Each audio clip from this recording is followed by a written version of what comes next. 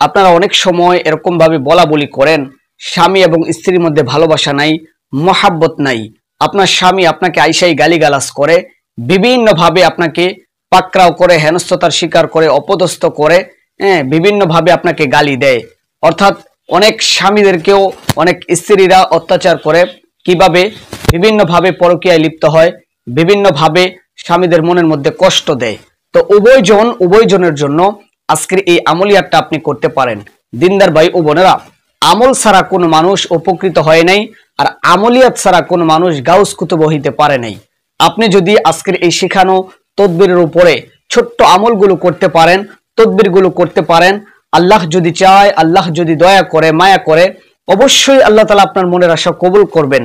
কারণ আল্লাহ তাআলা বলে দিয়েছেন, তোমরা চেষ্টা ফিকির করো, যেভাবে চেষ্টা করবা, যেই পথ অবলম্বন করার জন্য এগিয়ে যাবে, আমার রহমত তার দিকে আসবে। ওয়াল্লাযীনা জাহাদু ফীনা লানাহদিয়ান্নাহুম সুবুলানা ওয়া ইন্নাল্লাহা লামাআল মুহসিনিন। আমরা যদি আল্লাহকে পাওয়ার জন্য চেষ্টা করি, আল্লাহ আমাদের ডাকে সাড়া দেওয়ার জন্য দৌড়াইয়া আল্লাহর রহমত আসতে থাকে। সুবহানাল্লাহ।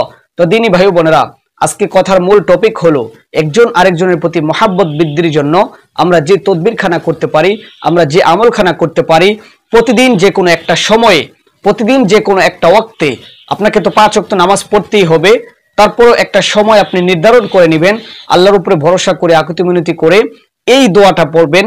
স্ক্রিনের মধ্যে দেখেন একটা লেখা উঠলো, এই দোয়াটা আপনি পড়বেন, সুন্দর করে পাঠ করবেন, 101 বার পড়বেন। ইয়া মুকাল্লিবাল কুলুবি কল্লিবি কলবাহা ইলাইয়া, ইয়া মুকাল্লিবাল কুলুবি কল্লিবি কলবাহা ইলাইয়া। এটা পড়বেন আর মনে মনে এই চিন্তাধারা রাখবেন, আমার স্বামী, আমার স্ত্রী, আমার ভাই, আমার বোন, আমার শত্রু, আমার মিত্র, আমার অফিসের বস, আমার শাশুড়ি, আমার এইটা সেটা, যার জন্য করবেন, ওই নামগুলো উপস্থাপন করে আল্লাহর কাছে প্রার্থনা করেন, আল্লাহ এদেরকে আমার বাধ্যতায় পরিণত করে দাও, আমার মহাব্বতে পাগল করে দাও।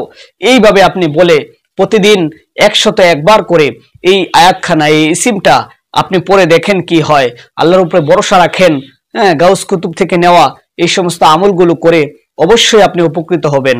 আল্লাহ তাআলা আমাদের প্রত্যেকটা মানুষকে দ্বীনের জন্য, ইসলামের জন্য কবুল করেন। সবাই যেন মিলেমিশে থাকতে পারি, আল্লাহর জন্য ওইভাবে আল্লাহর কাছে দোয়া করবেন, প্রার্থনা করবেন। আল্লাহ আমাদের সকলকে সহি বুঝ দান করেন। আমিন।